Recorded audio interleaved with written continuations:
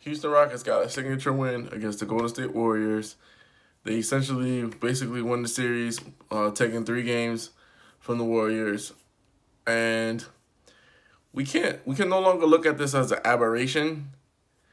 The Rockets can play with the Warriors, and a lot of people just have to simply admit it.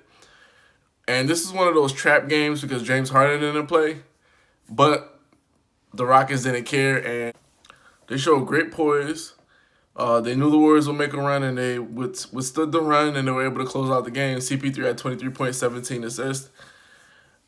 And this was interesting. The Rockets out-rebounded the Warriors, and they got to the free throw line. They hit like 22 free throws, 22 out of 24, which you would think James Harden still played that night, even though he didn't. So, some big takeaways. Of course, number one, the Rockets could hang with the Warriors. They proved that last season, but their regular season dominance, even though it's just a regular season, it gives them a boost of confidence, which the Warriors don't really need to be given to any team because they're that talented. Look at the Warriors side is when they're bringing in DeMarcus Cousins to do what he's doing, he's not living up to the build the build of what they brought him in to do. They really brought him in there to be a rim protector, to rebound, and be an inside guy when they need him. He went 4 for 12 last night, which is a horrible shooting percentage. Everybody else shot pretty good. Steph shot pretty good. Clay shot pretty good. All right. Durant shot pretty good. 4 for 12 for Cousins, and Draymond Green had like 4 points. So those two guys, they really need to pick it up because you can't get out-rebounded by the Houston Rockets, but you have Draymond Green and DeMarcus Cousins on the other block. That makes absolutely no sense. They're picking on DeMarcus Cousins in the pick and roll. That's why like a lot of their games lately past the All-Star break have been close because they're picking him on the pick and roll. He's kind of getting frustrated. He's taking like a lot of shots, like a lot of threes and stuff like that. But he's forgetting about the rebounding. And that's the thing. When you brought Cousins in, you're looking at it to say, all right, he's going to be getting those big 20-point, 20 rebound games, 30 points, 22 rebound games. He hasn't really been getting those games. The Warriors have been getting out-rebounded some of the games he's been playing. So that's something that they're really going to have to look into.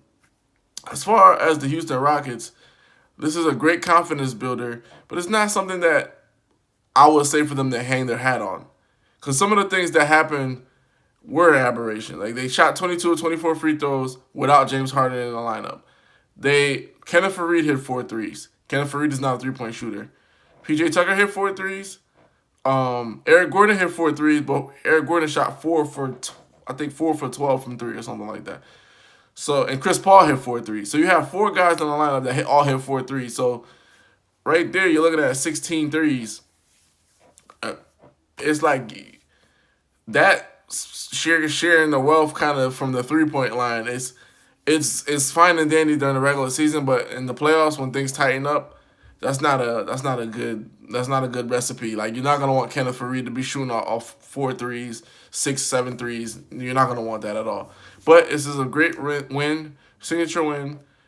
This gives them something to build on without James in the lineup. Now they know, hey, look, D'Antoni, we don't have to play with simply James in the lineup jacking up all these shots. We could give CP the ball, let him run the pick and roll, and slice teams up. We'll attack the weakest defender, and we'll do what we have to do in order to win games. So they can show you we could win games in a lot of ways. We could run and gun, we could slow the pace, and we could pick and roll. We could play any style, any way you want. We could play it. So that's key important for the Rockets. It's just a confidence builder, but don't take this confidence and think you're gonna win a championship without going through Golden State. Because the last game they won against Golden State before this one, it was down to the wire, game-winning shot. So basically, to me, these teams they're not evenly yoked in talent, but evenly yoked in, to me, somewhat skill. Like they're skilled guys could do some of the same things.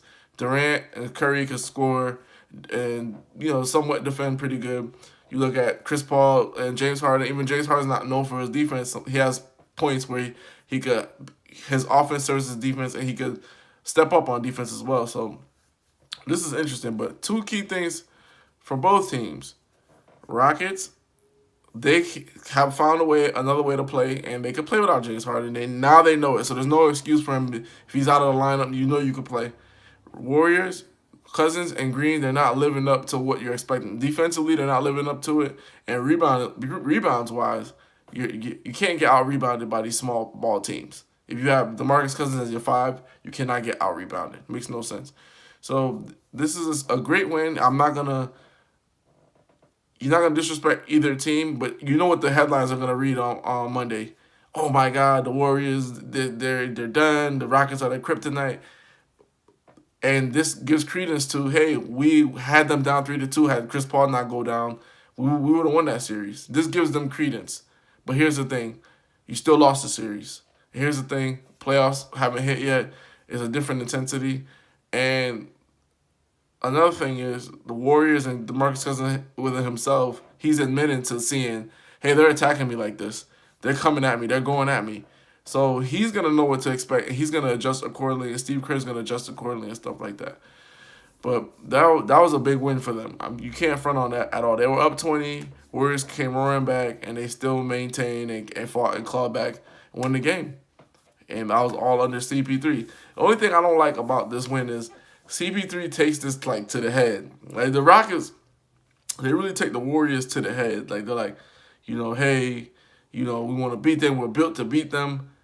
And I understand you have to go through them, but you're kind of disrespecting all your other opponents. And one of the things that kind of scares me once they get into the playoffs, they're gonna run into a reformed Utah Jazz team or the Clippers team or whoever team that's is pretty good, or the Nuggets, and they piled up their game to beat that team to the core, and they can't beat another team. Like we're good to beat the Golden State Warriors, but hey, you might play the Nuggets who have Jokic in the middle, who's gonna get those 20 games, and who's gonna put you in a bind. And how is that gonna play out? So that's the kind of the danger you run.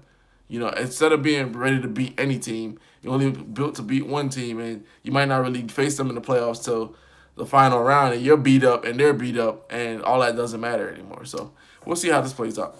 Hoops Junction, Hoops meets Hoopla. Like, comment, subscribe.